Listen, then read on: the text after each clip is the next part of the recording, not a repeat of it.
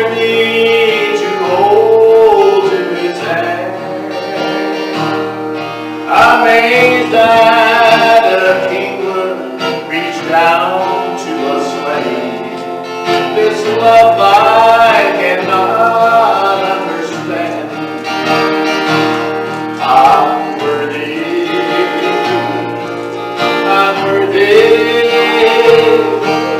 of a good in bondage and alone. Oh, but he made me worthy, and now by his grace, his mercy has made me his own. My sorrow and sickness laid stripes on his back. My sin caused the blood that was shed. My faults and my failures have woven a crown of thorns that he wore on his head.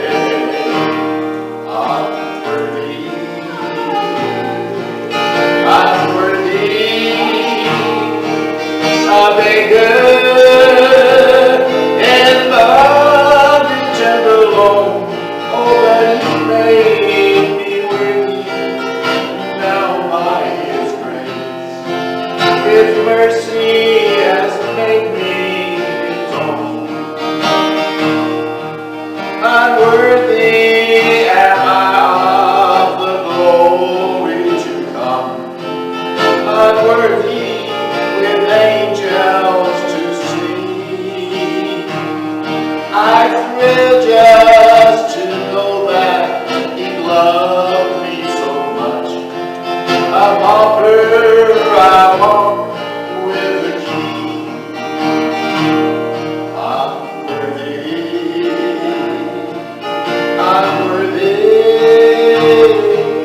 of a good and bondage and alone. Oh, but he made me worthy, and now by his grace, his mercy has made me his own. Amen.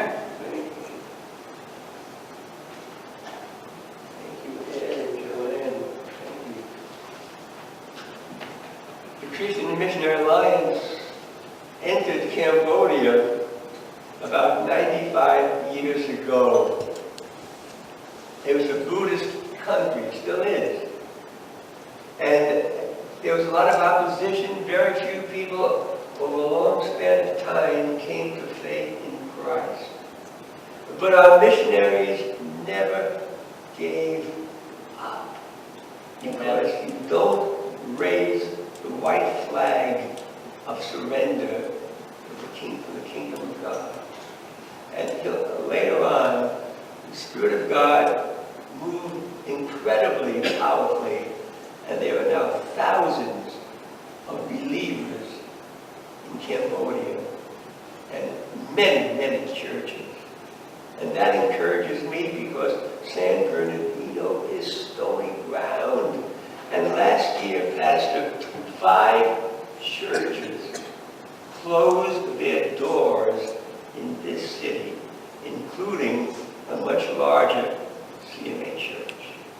But even as the stony ground was replaced with revival in Cambodia, I believe it'll happen here in San Bernardino. Our brother Joseph Khan is from Cambodia. He's a missionary to Cambodia. He loves the Cambodian people, and he has a fascinating story to share with us.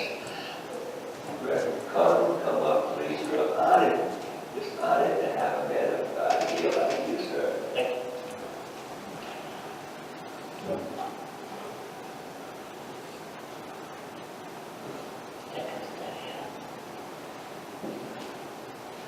Maybe stand right here and look at the screen at the same time to read my script.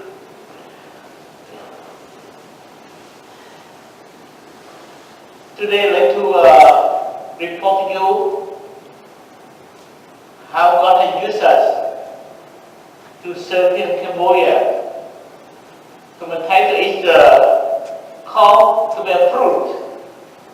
So here's a highlight of our work by wife and I. I'm sorry my wife can't be here because he is speaking right now in church in New York, Western New York.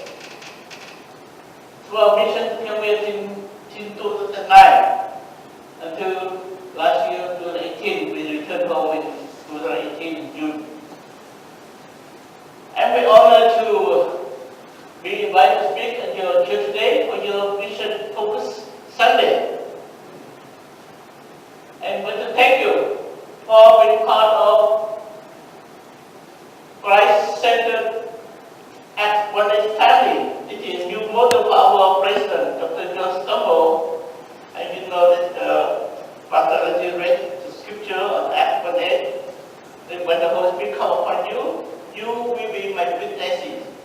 Witness of Christ in Jerusalem, in Judea, Samaria, and this is our series model. So One Day family, the Christian Mission Line, which has 100,000 believers in the U.S. But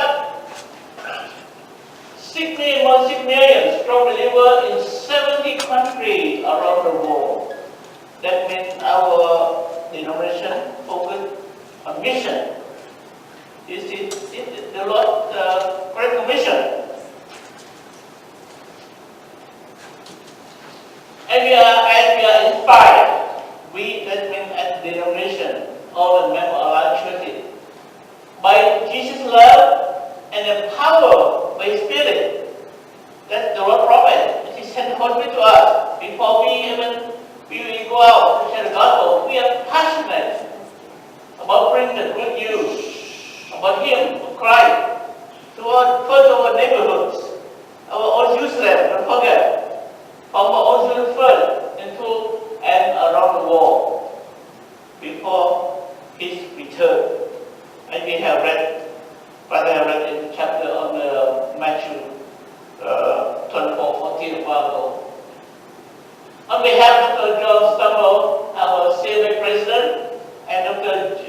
Jim Krause, our President for International Ministry, my big boss, I want to thank you for supporting my wife, Kay, and I serving in the mission field in Cambodia in the past 9 years, and order 700 international workers to serve overseas through your giving to the Great Commission Fund. Praise God that you are small church, you have big heart for mission. Praise God for that. Right. You let it cheer you up. Amen? Amen. We can part of God's word. It pleased the Lord so much when we give our money to mission. Because His heart. Appreciate it. Thank you. Here is my wife. At the Assembly 2009 General Council in Cincinnati, Ohio.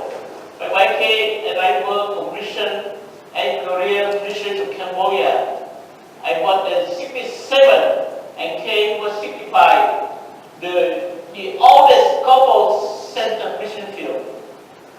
Normally the assembly would send anybody above 30 or 35 most.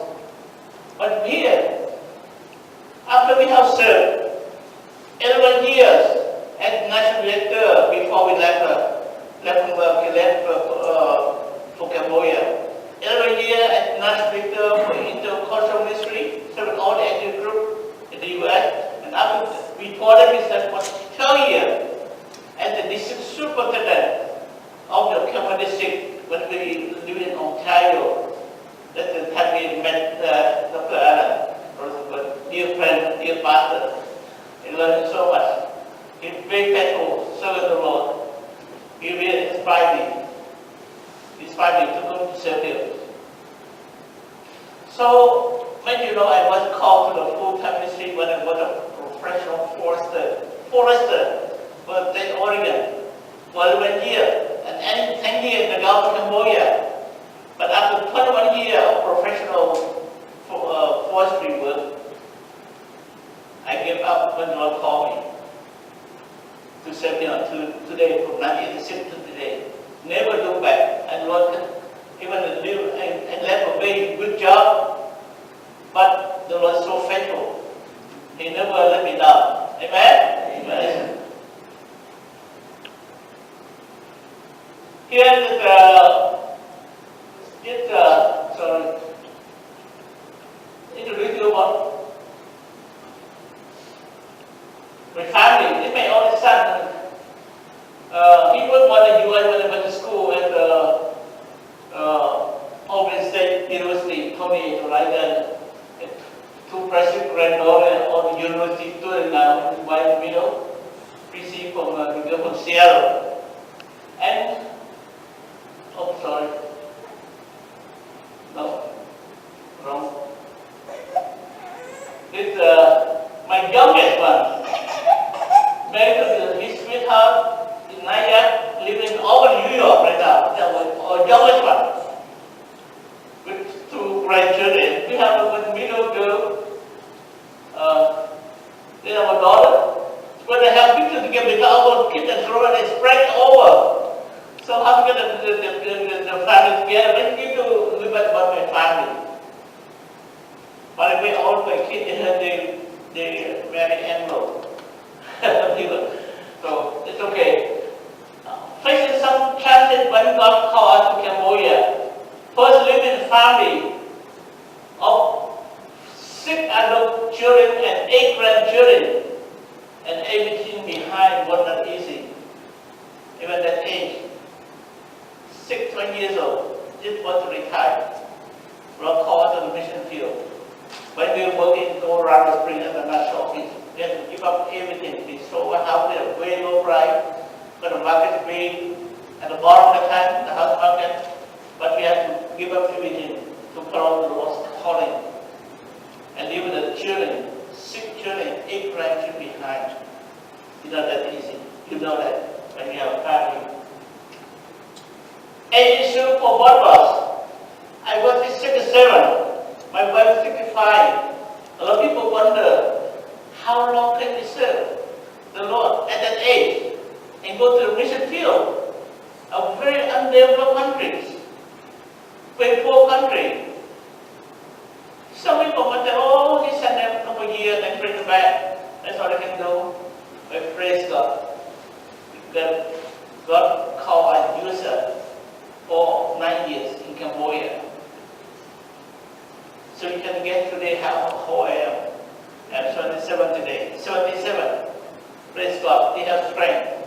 My Pastor Ellen has come to serve you until he take us home. My Pastor, until he take us home.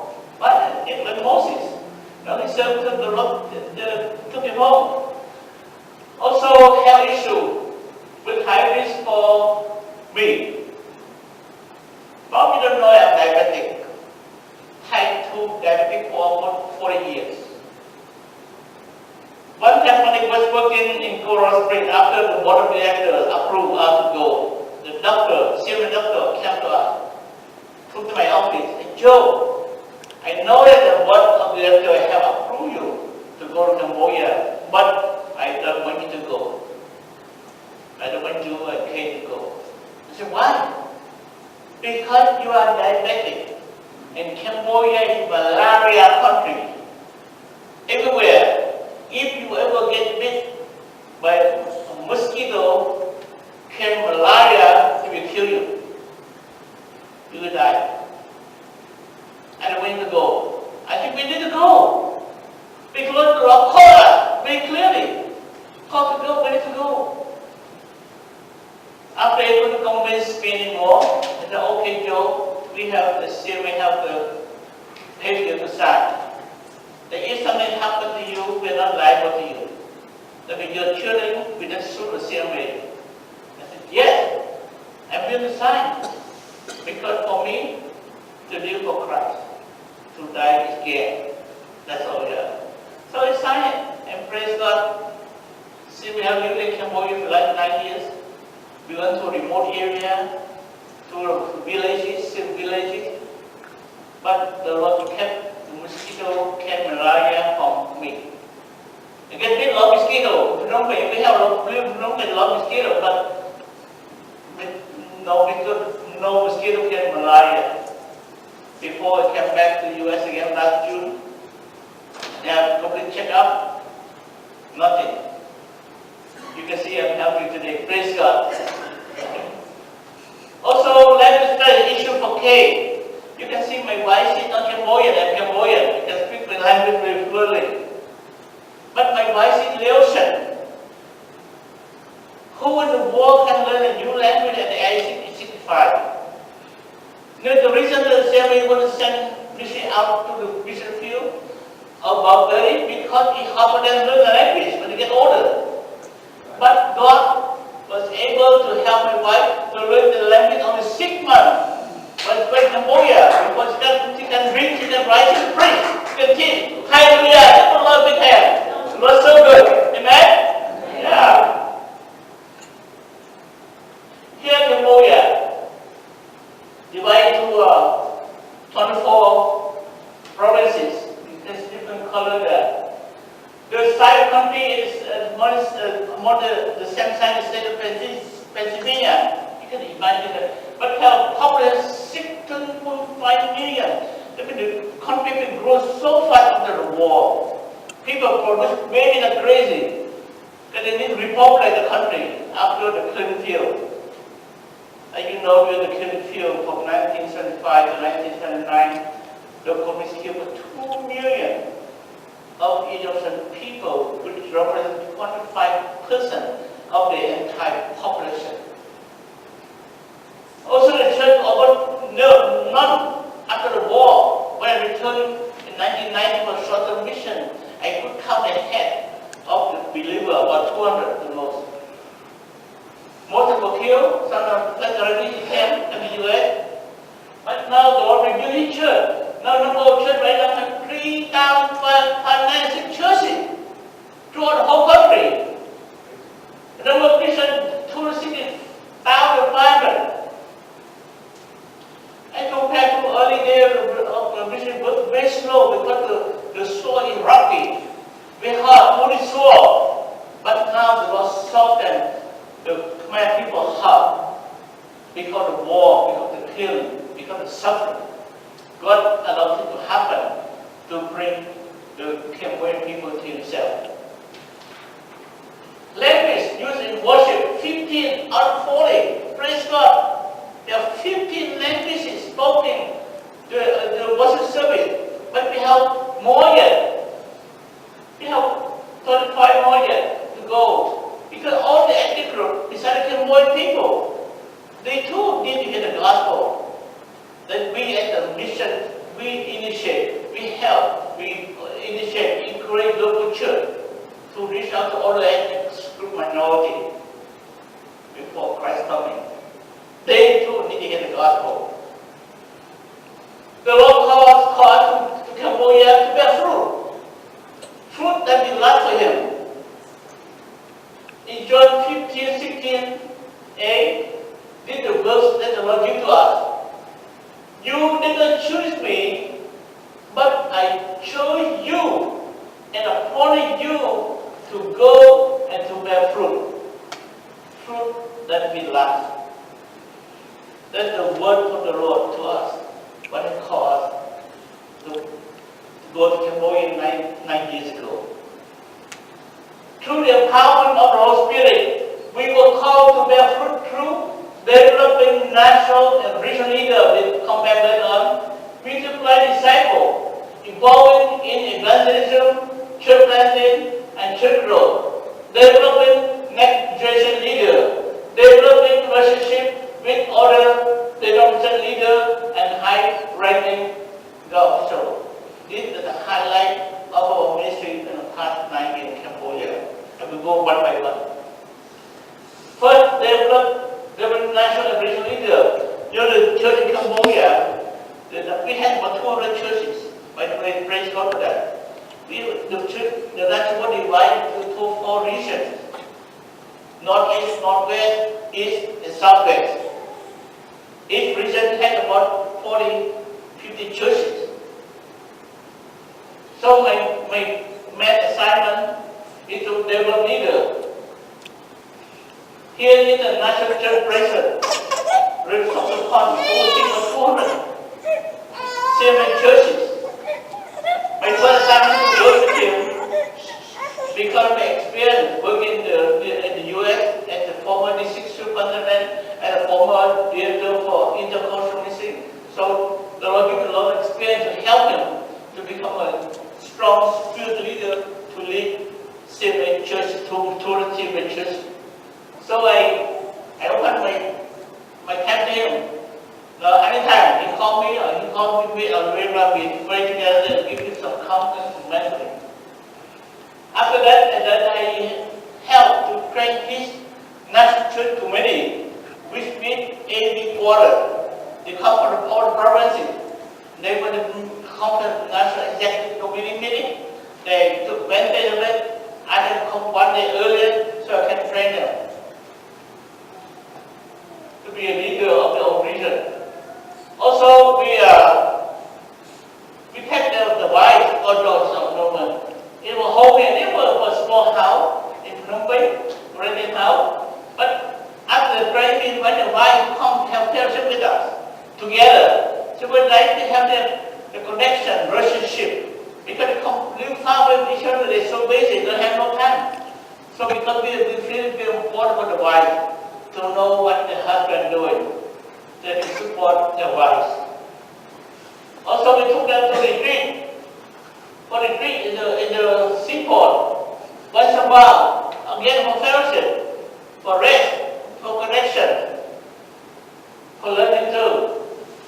Also, I was assigned one of the region, South region, which have about 50 churches, to help the region leader to grow the region. It's about 50 churches. So this after the training, we have been together like that.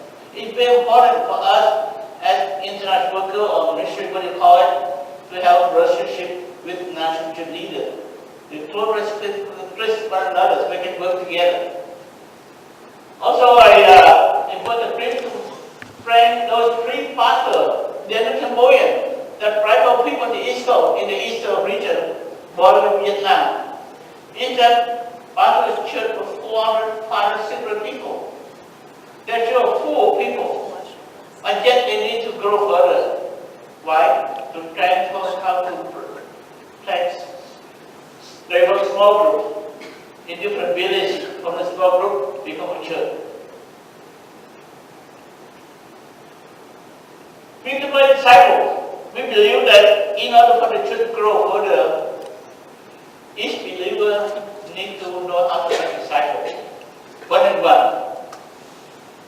But before they can do, we have to train pastor. Should they do first? So we travel from region to region, Ukrainian, Northwest region. No, just key leader, pastor only.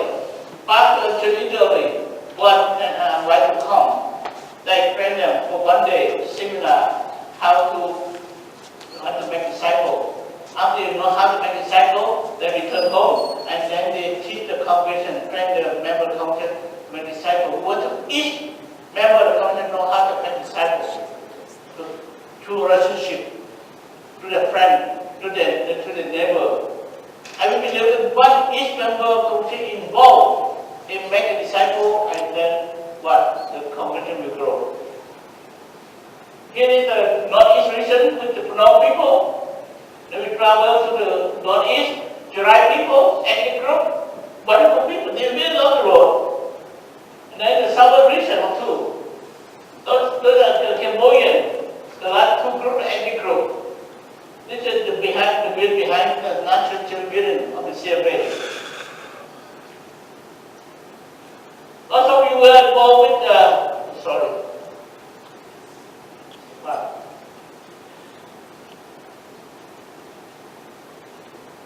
This is one of the churches in the called tribal church. When you go to the church, you are just amazed. If you come late, you have no seat left. So we have to stand at the window to look at it. There are 4 people. But one time I asked one little Phnom church, the tribal church, I asked Pastor, you your church is so full. Are all they are Christian? He said, no, Father, not all of them, because they're related marriage. The old church go to church, or husband or wife married, and non-Christian, you come to church as well. Okay, good idea. So I come back again next time. I need evangelism. Should preach the gospel. Then make up a call. You see a score of people come forward. What are young people? They come forward to receive Christ as the Lord and Savior. Wonderful ministries. You don't get they have a shoot out here now, the Lord. Because we did go to the altar in the holy place. Also, I love to do personal evangelism. I went to the small church, village church. When they taught the pastor introduced me to two girls here. They've been so stubborn. They've been in church for many years. They never give their life to the Lord. And then I pray in my heart and get connected to her, talk to her a little bit. After a while, and they said, okay, I'm willing now. So the way they, after they share the gospel, then the way they pray to receive Christ, in respect to God, they just put their hand like this. That's the way they pray to receive Christ. Also, I went to visit my friend. He's a recent captain, police captain too. When the vacation home in the province, he introduced me to a young woman who is police officer working under him. After I talked to her for a while, and I realized that she doesn't know the Lord yet. So the Lord gave me the wisdom how to speak to her, share gospel to her. Then she said, okay, I want to pray to receive Christ. So then we prayed together there. Also, I was introduced to this man here who would engage with a lady living in Renton, Washington. I know the lady for over 30 years. She went to Cambodia. She engaged a man who was not a Christian, and he went with her to church. One day I saw her at church. Then she introduced me. This is my fiancé. No? And then she confessed, Pastor, he doesn't believe yet. Can you help? I said, okay. They invite her home. No, my wife invited him to be home, and we share the gospel to him. After we share the gospel, and he prayed to receive Christ. And then got baptized at the river. I didn't realize that policeman was until he went to church. He wear uniform. He is a 2-star general, major general in the Cambodian army. So come to church, and then General Sutin. I become his father. He told me, Dad, he loved me so much. He became my spiritual son. Because I had no parents. So we have a good relationship. Now he moved to America and become a faithful follower of Christ. Love the Lord. I see him in Seattle next week. In Lincoln. Also, developing next generation leaders. This is my heart after having served in Cambodia for many years. I think most of our pastors, Cambodian pastors, are 65 plus, 65 plus. Because they cannot quite at the adult age. They were born Buddhists. And then I look at them. Who will take care of the flock? When this pastor will be brought to glory after they die. Nobody, they just never think about it. But their replacement is successor. So the Lord gave me the burden to develop next generation leader. Why? Because 60% of the Cambodian population is under the age of 30. 60%, imagine that. So the country is so young, a lot of potential, and the young generation are open to the gospel more than the older generation. So that's why I talked to my field director, we need to do something for the next generation. So we'll give the vision to call it next generation, we call conference, intergeneration conference company. That means this is about the third time. Every year we bring old leaders and young leaders together from this region. We can teach them what to go together, how to work together, teach the order, how to delegate, how to empower to the young generation, ask young children to respect the older leader. Now, because they have different education, but the older generation they have experience. So you get to learn from them when you cannot for the younger one. As well for the old one, you need to appreciate the young generation, use them, be patient with them, and serve with them, help them to grow in leadership. So that's what they do. So we can see now more young leaders raised up in the church at the regional level, local level, even at the national level. Praise God for that. So you see during the seminar we break up a small group. Then we like to discuss and give you the question, discuss what goes on in your church. Now our old generation, young generation, now share what the problem, the situation there. They bring it up together, they grow together, and then we pray together. And so maybe this picture here, this is the two pastors, right of pastor, the older one, the left on the side, 65 years old, and the young one on the right, 30 years old. He was my student Bible school. They work together before baptism and after baptism. They hold hands together, they pray together. It's a wonderful example. Older and young need to work together. We want to see it happen in Cambodia more and more. Also, in Philippines, we have a lot of young people, professional young people, university students. They are not rich for the gospel. So I feel the Lord gives my wife and the wisdom to try to train a small group of school Christians to do the discipleship. So we invite them maybe 2 weeks or home on Sunday evening. They have meal together. Very simple meal. Rice, box, chicken, and meat, a little bit only. But they enjoy it. We feed them, and after that, and then we divide into a small group for prayer together, care one another, and then they learn together. Lesson here because we don't believe big group, we big group have a discussion. We divide into a small group. After they learn, then they pray. Sometimes they pray in their house to 10 o'clock at night. Nobody go home. We have so much fun. By the way, the lady in the middle there, you can see she's white. Her name is Candy. I trained her for almost a year to take over place for emergency leader, into young adult people. We prepare for leader before we leave the country. And then we help to develop a community, into a pastor. A young pastor, second called next generation pastor. We believe we as the older generation we cannot reach the younger one because their mind and thinking different from us. So as to develop young leader, here in the pastor among the old generation and community like that. They have worship service. So that the first young church, young church the same way in Phnom Penh. Going to start one first to be a model. When it works, then all the church will follow.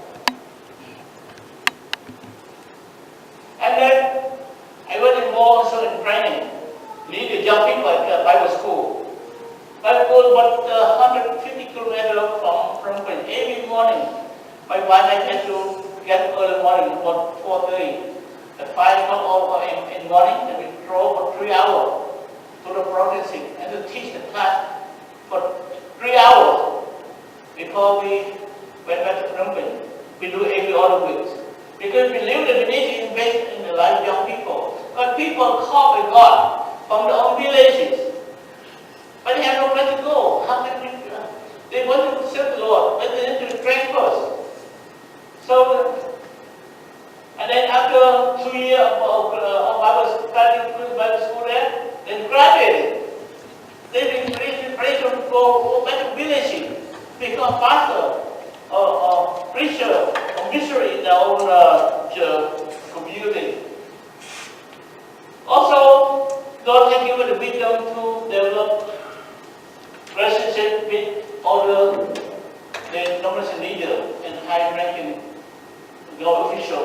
And why I was doing that? Because besides full-time career mission with the CMA, I was elected by the Evangelical Fellowship of Cambodia to be chairman of the board in the denomination, right organization.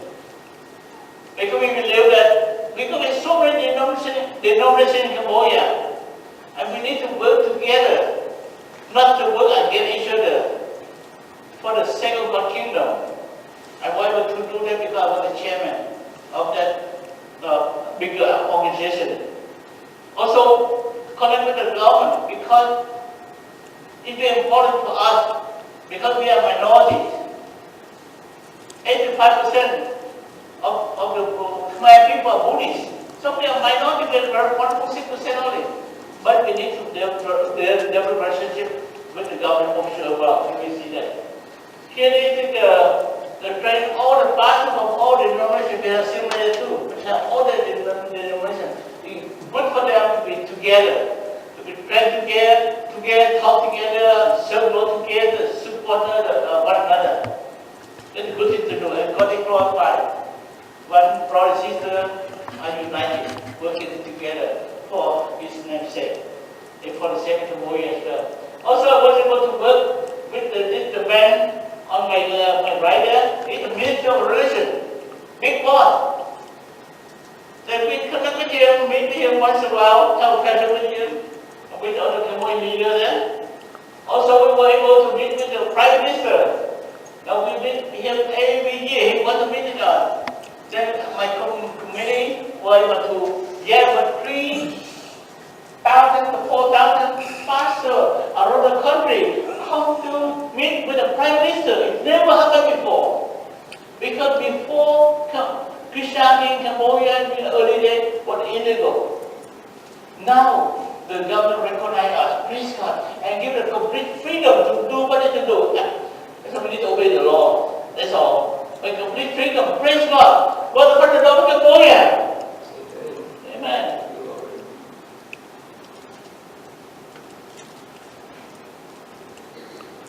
Even the church in Cambodia has been growing steadily since 1990. When I first arrived there on short mission, the Christian represent only 1.6% of the population of 16.5 million people, and 30 out of 43 people group need yet to be reached with the gospel. Besides,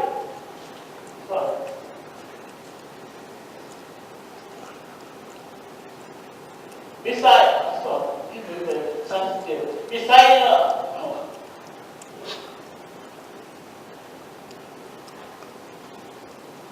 God to partner with God to reach out to nearly 1 million of young factory workers in the capital city Phnom Penh through church planting. The civil mission in working with the Khmer Evangelical Church of Sierra have begun to build an urban ministry training center for the UNDC to host classes to the staff. Because we have great potential, more people look job, more young people. These young people come from all over the country to seek jobs in the capital city, Phnom Penh, where most government factories are located. Government that's a big industry for Cambodia. After they have saved enough money, they will return to their village. And when they become good and good life in the village, after they become a follower of Christ. So this is our statistic. The total reading was 40,000. Praise God that we have received so far 315,000 from around churches in the U.S. The field needs additional 85,000 to complete the building before classroom students and staff to move in from the crowded ranch apartment right now. We are renting several apartments right now.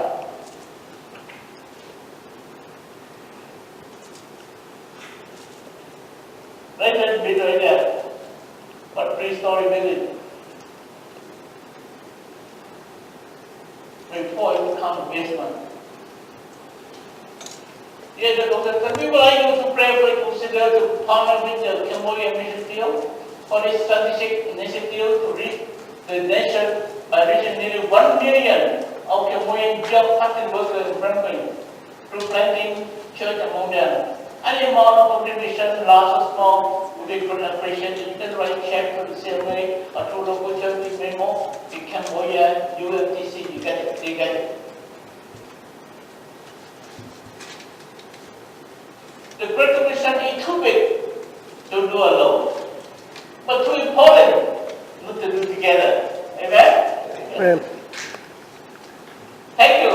Thank you for being part of the Alliance Christ-centered Act 1 and starting by bringing the gospel to your neighborhood and to all people groups around the world. We are so proud to pray that more work will be sent out to Cambodia in the near future. For the Cambodian field is right everywhere. For the harvest, like John 4:31 the Lord said. You do not say 4 months more and then the harvest. I tell you, open your eyes and look at the field. They are ripe for harvest.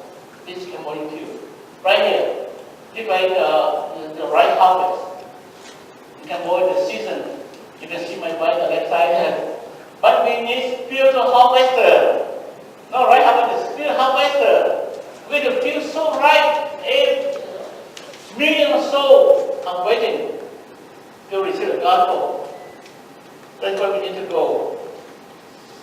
Also, 4,000 people group that have little access to the gospel. Most people in the 10, 40 country, you can see that. Central Asia, North Africa. I believe it's the last place that the gospel will be preached the Lord before the Lord return. Matthew 24:14 again, the Father read earlier. And in this gospel, the kingdom will be preached in the whole world and testimony to all nations, and then the end will come. This is very favorite verse of Dr. A.B. Sampson, our founder. That verse there, we voted with him to train leaders to send them out to mission field to bring gospel to all people group. He believed that. And when all people have a chance to hear the gospel, then the Lord will come. Thank you. Together, we can partner with God. This is God's mission field. Let us, God, partner with God to complete right commission before His glory return. I pray for the glory return of our Lord Jesus Christ. I'm sure you and I said, yes, we're ready. Ready. But you have to be ready. Waiting for the but we are waiting for what we need to do.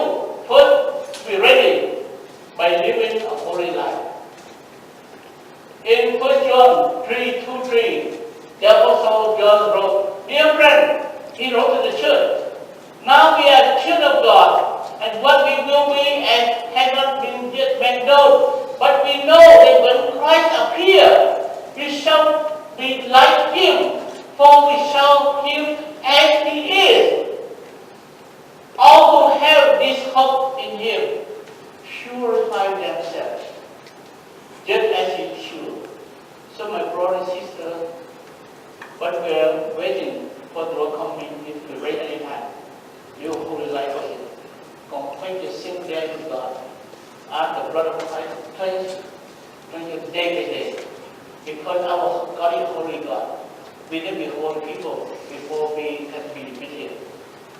Second, be investing your financial resources for God's work in your community and around the world. In Matthew 6:19-21, the Lord said, do not store up for yourself treasure on earth where moth and vermin destroy, and where thieves break in and steal, but store up for yourself treasure in heaven, where moth and vermin do not destroy, and where thieves do not break in and steal. For where your treasure is, there your heart will be also. So we need to invest what will give to us for His work, for His kingdom. One time, the Lord returned, He asked us to give an account to Him. What have you done? All resources I give to you. So it's a good help, you have an answer with the Lord.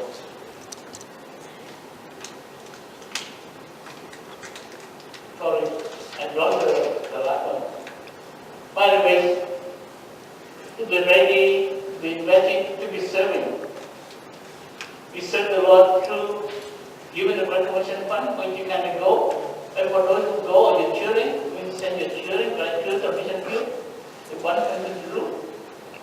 Also, to serve the Lord and to be invited to serving and to be part of God's Great Commission Fund. So thank you so much for giving the opportunity to share the heart to you to this way in Cambodia. Thank God bless you for you all. Thank you.